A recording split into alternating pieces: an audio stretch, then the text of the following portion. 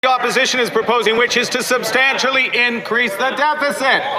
What he is not doing is increasing the deficit. It's only up by 100% since he took office, Mr. Speaker. Oh dear, oh dear, oh dear, oh dear.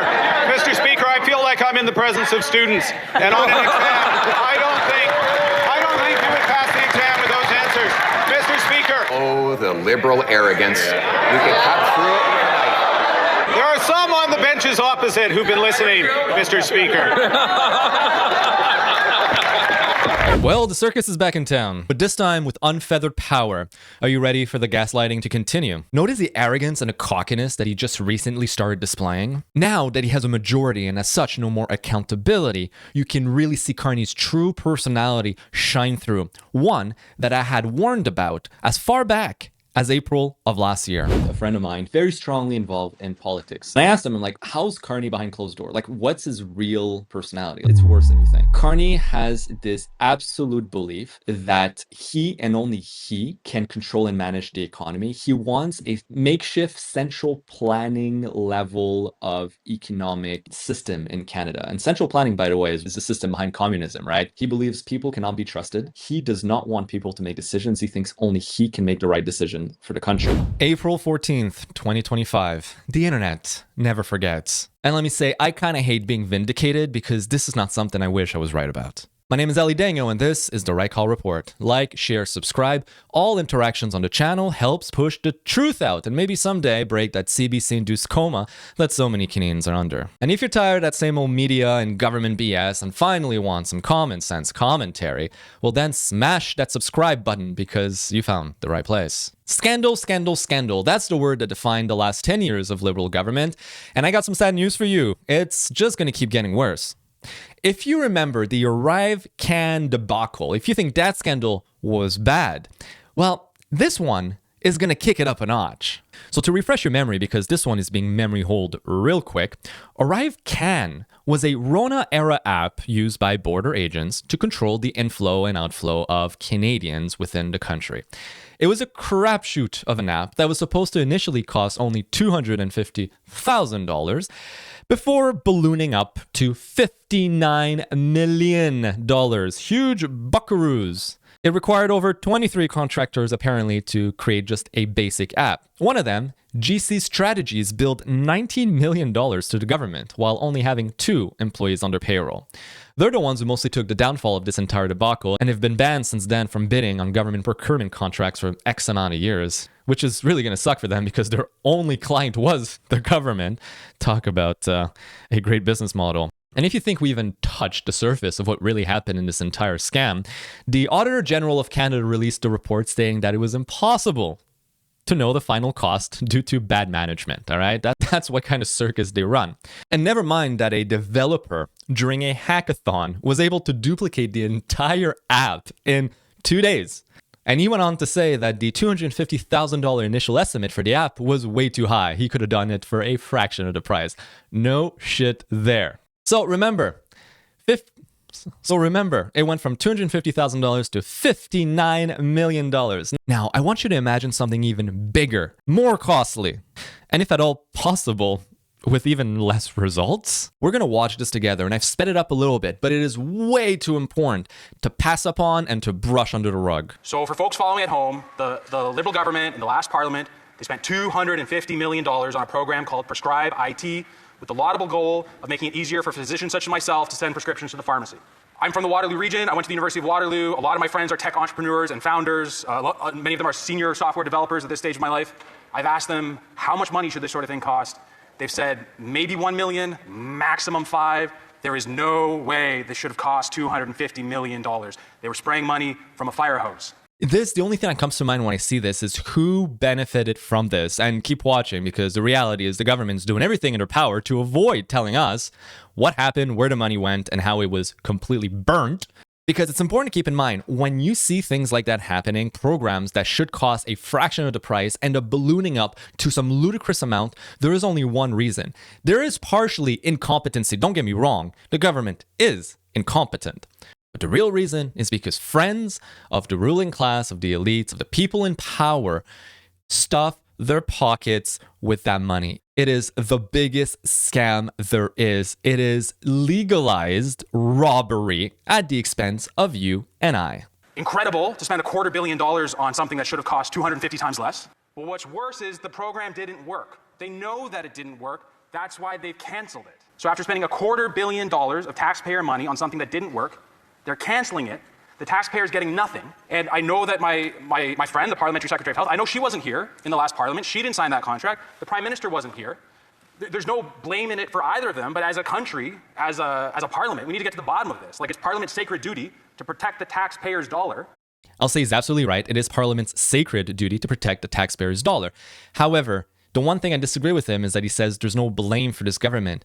Guys, it's been the same government, effectively, minus a few chess pieces here and there for the last decade. So of course there's blame. And anything that makes the Liberal look bad is something that they will never allow. They must control the narrative at all costs. And the cost right now is $1.4 billion to the CBC. 250 million of them is a lot. So we would like to see that contract. We put forward a motion at the Health Committee to just see the contract. The Government of Canada entered into that contract on behalf of the taxpayers, blew 250 million of their dollars. I think our bosses, the taxpayers, should get to see what the heck happened. My colleague, the Parliamentary Secretary for Health, spent 2 hours of all of our time filibustering that motion so as to not produce the document. You know something that we should definitely start doing a lot more in Canada? Utilizing this little thing called contempt of parliament. Contempt of parliament in Canada is an act or omission that offends the authority, dignity, or functioning of the House of Commons or its committees, rather than a specific breach of privilege. It is a rare, okay, no shit, and severe sanction used against actions like deliberately misleading the House, refusing to testify or produce documents, or obstruction with potential penalties, including imprisonment. Though this is seldom used. Am I the only one who thinks that it should go from seldom being used to downright being used all the time? The people that we elect should be held to the highest standard, and they should be accountable. When Parliament asks you something, if you don't produce it or don't answer the question, especially in question period, which is just a big buffoonery of people yelling to each other and then not answering the question and deflecting, you know what? Bring down the hammer. Contempt of Parliament. That would keep our elected officials a heck of a lot more honest, and I think it would make things run a little bit smoother. We'd get to the bottom of things. Don't you think? Let me know in the comments below if you think contempt of Parliament should become, a near daily thing. Okay, maybe not daily, geez. I'm getting a little carried away here, but at least being used in cases like these. I saw the Prime Minister today gave a speech to reporters where he said he doesn't like filibustering. He criticized some Conservative members for speaking about cats and dogs. Does the Prime Minister know she's been filibustering this document production order? Is he happy with it? Why is she doing it? Why won't she stop? Why won't she just let the taxpayers see this contract so we can all stop this sort of waste and mismanagement from going forward in the future under this new government that they like to call themselves? Rules for thee, but not for me. And also notice that he finally figured it out. This new government that they like to call themselves, that's the issue. They call themselves this new government, but only in words. The reality is the same old government. So I'm sitting close to her. I can see that she has prepared remarks. I'm begging her to put them away and just answer the very simple question to taxpayers. Why won't she let us, as Canadians, as taxpayers, as residents in an open society, why won't she just let us see that contract, please? The Honourable Parliament Secretary, the Minister of Health. Thank you, Mr. So I'm going to spare you the verbal diarrhea right here because plot twist, she goes on to not answer the question and just gives runaround platitudes. Big shocker. $250 million, $250 million, this pales in comparison to the ArriveCan scam. And may I add, contrary to ArriveCan, which actually at least delivered a working-ish app, this entire project was nixed. It was shut down. We got nothing. $250 million, nothing. Plenty of people put a lot of money in their pockets. But keep in mind, this is you and I's money. We purchased this, and instead of pushing through and holding these contractors accountable to deliver a working product, as the private sector would do, by the way, if you enter an agreement in the private sector and you don't fulfill your contractual obligations, there will be consequences, but not in the public sector. In the public sector, we just memory hole it, forget about it, and let the people who made a lot of money, oftentimes friends and associates of the ruling class, run away into the sunset. It's legalized theft, pure and simple. There's nothing else to say about this. And by the way, this is not just anybody. This is Dr. Matt Strauss. He's a Conservative MP for Kitchener South and a practicing physician. And just like with ArriveCan or ArriveScam, an app that was slated to cost $250,000, this one, other people that work in the private sector in technology said that this should have never cost them more than $1 million to $5 million. Let's be generous and give them $10 million. Well, $250 million was the result. It's scam, scam, scam. And I wonder, why isn't this in the media right now? Like, this should be blowing up. So do us a favor and blow this up on their behalf. Let's do the journalist's job. Let's do the media's job instead. And speaking of doing the media's job that they refuse to do, there's been this big revelation coming from the American ambassador to Canada. We've all been lied to for the last year. But before getting around to this bombshell revelation, take a step back. We've been told over the last year that it is our sacred Canadian duty to avoid the United States at all cost, to buy Canadian, to boycott the US, to stay in Canada for vacations, to go full-blown elbows up and to be as anti-American as possible. But listen up, because you won't believe this. Carney's wife, she lives in the US. But that's just his wife, right? Well, he's got 4 kids, and half of them live in the US, and all of them have studied in the US. I mean, Mark Carney himself attended Harvard in the US, and he's the first prime minister in the history of Canada not to attend a Canadian university. Oh, come on, it's not that bad. Well, how about Carney's personal multi-million-dollar stocks and equity portfolio, which is invested at 91% in American companies? He also owns a home in the US, and he oversaw the relocation of Brookfield's headquarters while he was vice chair from Canada to the US.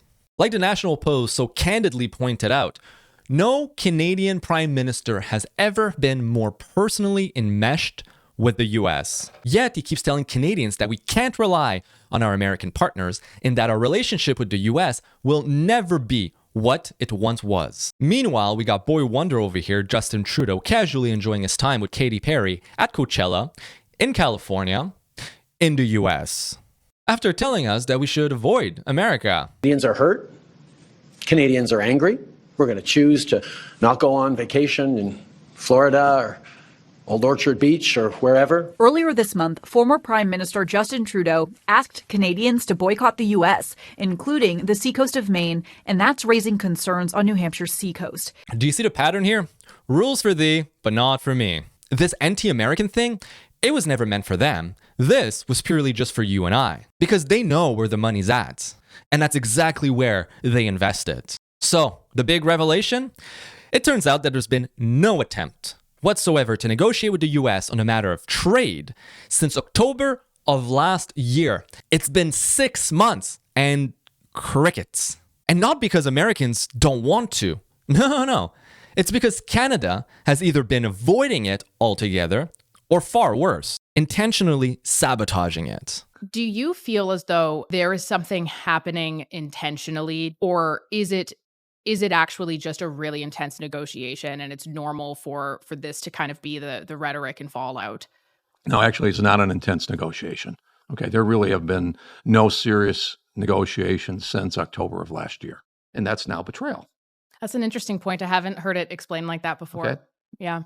We watched this, okay? Talking about with a smile and a smirk. They're proud of that. They're proud of the fact that they're hurting people in Kentucky. Okay. We want to resolve the disputes on steel. As a matter of fact, we had that pretty much resolved in October. And the Canadians blew that up. Okay? It wasn't the Americans. The Canadians did. So you got it here. The American ambassador to Canada candidly telling us what our government won't say. By the way, the entire interview is on Jasmine's channel, and I highly recommend you all go watch it. Now, I want to remind everyone that the US is the world's largest economy in the history of ever. Nearly $33 trillion. That's 26% of the entire world's economy at our freaking doorstep. It cannot be replaced. It cannot be substituted. And every day that goes by that Canada stubbornly avoids this reality is another day of suffering for ordinary Canadians. It is completely self-inflicted. Which prompted me to ask this question on X. Have Canadians ever stopped to wonder, it doesn't have to be this way? When our leaders tell us that the world as we know it has changed, or that Canada has to transition to this new world order, who even signed up for this? Most Canadians voted Carney in for one reason only. He sold himself as the best person to handle President Trump and to get a deal.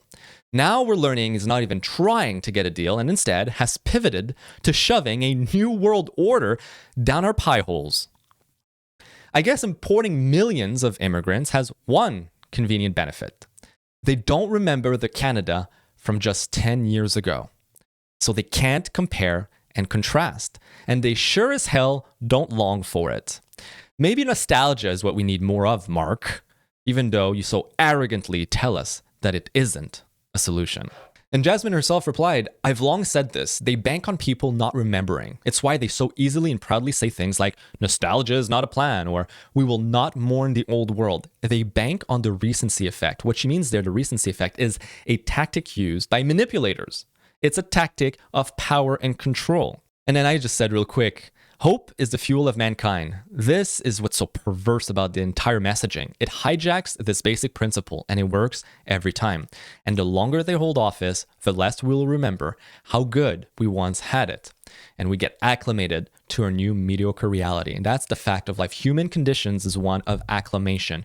You can't believe just how much pain people can tolerate when they get acclimated to it. We forget the good times, and whatever the reality is of today, it becomes our benchmark by which we judge everything. So that's why it's imperatively important to maintain our standards, our expectations incredibly high, because if we continue to allow it to slip further down, this now becomes our new reality, our new benchmark by what everyone bases their quality of life. Think about it, just 100 years ago, having hot running water was unheard of. It was not even a thing of luxury. It was non-existent. Now today, even the poorest person living in the scrummiest apartment has hot running water. So, does it mean that people back then didn't know that they were missing out? No, that was their benchmark. That was their normal quality of life. So, if we allow people to forget just how good Canada had it, how much of a thriving middle class we had, how much of a GDP per capita we had, how much we were on average richer per capita than Americans were, well, we will slip further and further and further to the point where mediocrity will become our new normal and people won't even call for anything to improve. Now, over the Atlantic, there's been a pretty big happening and it's got the entire world buzzing. Over the last few years, Hungary stood as an outlier in the EU under the leadership of Viktor Orban. They resisted every push from the European elite to turn Hungary into the mess that all their other contemporaries like Germany, France, and Spain had turned into. Namely, Orban resisted the EU mandatory migrant quotas. And now, I can't even believe such a thing exists in the first place, like quotas on diluting your population.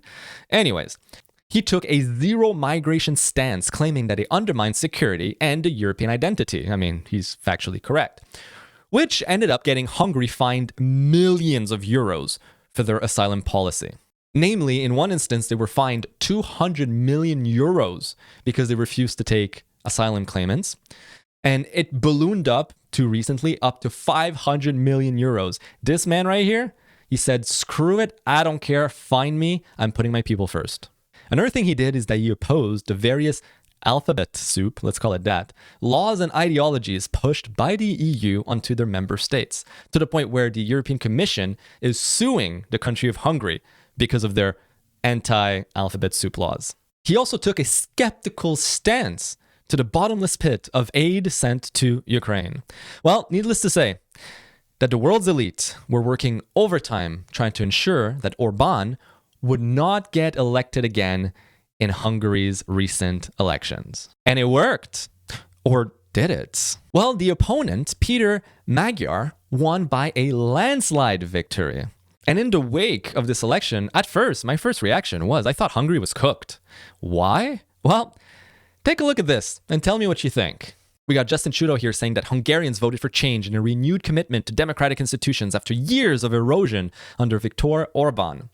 A powerful and positive signal for democracies over the world, blah, blah, blah. Okay, but it gets worse. We got Barack Obama, who came out also of the woodworks here to say the victory of the opposition in Hungary yesterday, like the Polish elections of 2023, is a victory for democracy, not just in Europe, but around the world. Okay, it seems to be a common thread here. There's a side that really doesn't like this guy, Orban, right? Or what about Ursula von der Leyen, the EU Commission's president? This lady gives me the chills, gives me the EB-jibbies. She came out to say today's Europe is Hungarian. We are stronger, more united. To the people of Hungary, you've done it again. You've spoken. You've chosen Europe. It's a victory for fundamental freedoms, okay? Yeah, they're gloating. They're gloating hard. But the king of the elites, Alex Soros, the people of Hungary have taken back their country, a resounding rejection of entrenched corruption and foreign interference. So you tell me, after seeing all of these posts, do you think that Orbán losing is a good thing? No wonder at first I thought, this is it. Hungary is cooked.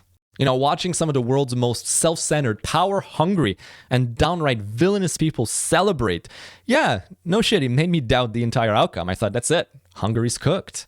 But then, the winner of the election himself, Péter Magyar, came out saying that without any further comment from President Donald Trump, he's a good man. I think he's going to do a good job. And I was like, wait a second. Okay. So let's look a little bit deeper into this.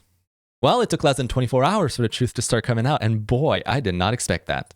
So Hungary's new prime minister rejected 90% outright of the EU's demands, only accepting anti-corruption measures, which I think is probably a good thing.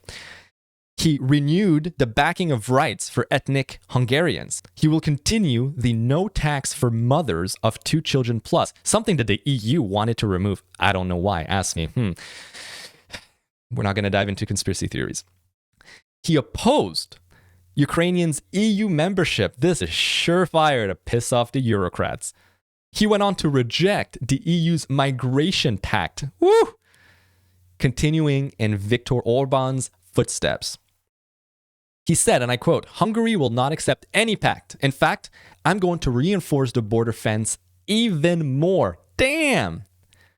So he's going to be even more anti-migration than his predecessor, Viktor Orbán, was. But a coup de grace came when he went on the state news broadcaster and trashed the entire establishment, right before announcing that he will be defunding all of them. This is exactly what we ought to do here with CBC in an ideal world in Canada. Azt tudom önnek mondani, hogy nincs bennünk személyes sértettség, de a programunk egyik eleme az, hogy ennek a hazugsággyárnak a Tisza kormány megalakulása után vége van. Fel fogjuk függeszteni azonnal ezt a hazug hírszolgáltatást, amit folyik, és meg fogjuk teremteni a független, objektív, pártatlan feltételeket a többi parlamenti párttal, a többi szakmai szervezettel együtt, hogy ez a propaganda, ami itt folyt, megengedő befejezzem. Woo! Calling it straight to their face. He went on to say that the stuff that went on in the state-run media would have made gobbles and the North Korean dictator lick their lips. What? Damn! I mean, I'm now hopeful for Hungary. And I think the Europeans' autocrats have made a tremendous mistake. Now, let me read this here because it could be explaining what really went on. This is hearsay, this is not validated, and I'm not confirming this, but it's one hell of a theory. Hungarian chess that makes Brussels cry. Viktor Orbán places his trusted traitor, and the EU falls into the trap perfectly. In a display of political chess so brilliant it borders on the comical, Viktor Orbán sniffed out long ago that the European Union, George Soros, Obama, and the whole globalist club were gunning for him. With no worthwhile left-wing opposition left in Hungary, because none of them cracked the laughable 5% electoral threshold, that's hilarious, the Hungarian prime minister decided to solve the problem his own way. He took his top ally and right-hand man, Péter Magyar, and sent him out front as a deluxe opponent. The plan was as simple as it was genius. Magyar, who was until 2024 a key piece of the Orbán government, dramatically jumped ship, played the dissent, eagerly accepted funds from the very Eurocrats who despise Orbán, and positioned himself as the great hope for change. The European left and their patrons fell into the trap like flies into honey. At last, they shouted in Brussels as they cracked open the checkbooks. No one understood a thing, of course, because hardly anyone speaks Hungarian, and the headlines in the Western media were too flattering to question. Well, the result? Magyar won. And the moment he set foot in power, the traitor revealed his true face. He declared that the border isn't strong enough, rejected 90% of Ursula von der Leyen's demands, prioritized the rights of ethnic Hungarians, and in practice, stuck to the same sovereigntist line that irritates the EU. The European Union, Soros, Obama, and company bit the bait, shelled out the cash, and now stare in stunned disbelief as the change they celebrated so much is exactly the same old Orban, just with a different name. Masterstroke, 5D chess at its finest. And the best part? All of it legal, all of it clean, all of it right under their nose. Man, if this is true, you got to give it to them. That has been political theater unlike anything we've seen here in Canada, at least not since the floor crossers, which led to the Liberal government getting a majority. If you want to know more about this Liberal majority, click right here on this video. I break it down for you guys. In the meantime, however, my name is Elliot Daniel, and I'll see you guys later.